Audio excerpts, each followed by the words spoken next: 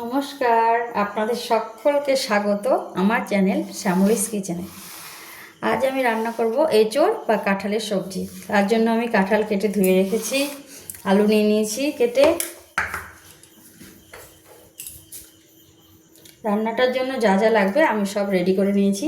ফোড়নের জন্য জিরে, শুকনো লঙ্কা, তেজপাতা, এখানে জিরে গুঁড়ো, লবণ, লঙ্কা গুঁড়ো, হলুদ গুঁড়ো, আর এখানে আমি অর্ধেক পেঁয়াজ কেটে এখানে রেখেছি, অর্ধেক পেঁয়াজ বেটে নিয়েছি। এর সঙ্গে দিয়েছি দুটো শুকনো লঙ্কা, চারটে গোলমরিচ, আর সাদা এলাচ চারটে, আর একটু লবঙ্গ দিয়েছি, আর একটু রসুন পেস্ট করে নিয়েছি।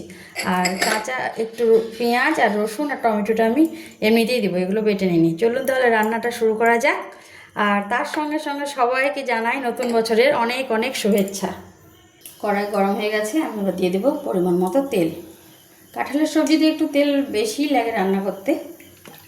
ফোড়নের জন্য দিলাম শুকনো লঙ্কা, তেজপাতা, একটু জিরে,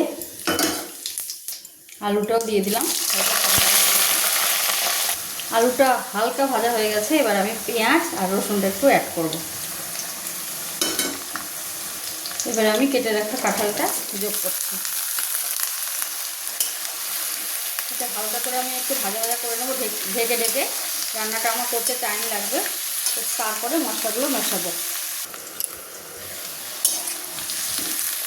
আর একটু হালকা করে কাঁঠালটা ভেজে নেব।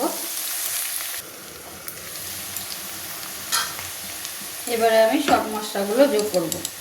পরিমাণ মতো লবণ দিয়ে দেব, একটু হলুদের গুঁড়ো, একটু লঙ্কার গুঁড়ো। যেহেতু আমি দুটো শুকনো লঙ্কা আর গোলমরিচ বেটে দিয়েছি, তাই লঙ্কার গুঁড়োটা অল্প ব্যবহার করব। এবারে দিয়ে দিব বেটে রাখা সম্পূর্ণ মশলাটা।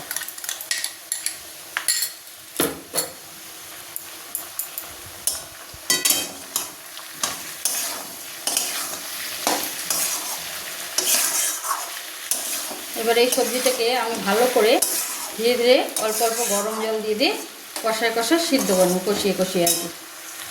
একটু জিরে গুঁড়ো অ্যাড করে দিচ্ছি, এবার দিয়ে দেবো ঢাকা, সেদ্ধ হতে থাক ধীরে ধীরে আছে। এবারে দেখি কি পরিস্থিতি হয়েছে।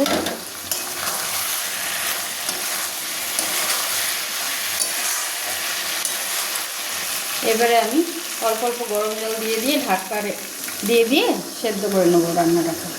এবার আমি কেটে রাখা টমেটোটা যোগ করব, আবার ঢাকিয়ে দেবো, সেদ্ধ হতে থাক। এবারে দেখা যাক রান্নাটার কী পরিস্থিতি। হ্যাঁ, আর একটু ভালো করে কষিয়ে নিলে মোটামুটি রান্নাটা আমার কমপ্লিট হয়ে যাবে।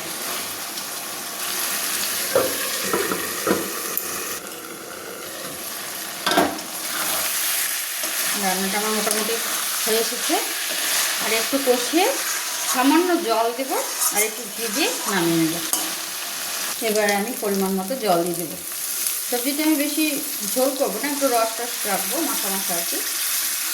রান্নাটা আমার মোটামুটি কমপ্লিট। একটু ঘি যোগ করব, একটু পরে পরিবেশন করছি, আপনাদেরকে দেখাচ্ছি। দারুণ নামিয়ে কাঁঠালের তরকারি রেডি। আমার তো দেখে খুব ভালোই লাগছে, খেয়ে বুঝবো কেমন হয়েছে, আপনাদের কেমন লাগলো রান্নাটা। আজকে আমি এরকম করে রান্না করলাম, অনেকেই অনেক রকমভাবে করি, আমরাও অনেক রকম অনেক দিন আলাদা দিনে আলাদা রকমভাবে করি। আজকে আমি এইভাবে করলাম। কেমন হয়েছে অবশ্যই কমেন্টে জানাবেন। আবারও সবাইকে শুভ নববর্ষের প্রীতি ও শুভেচ্ছা। তাহলে আজকের মতো এখানেই, টাটা।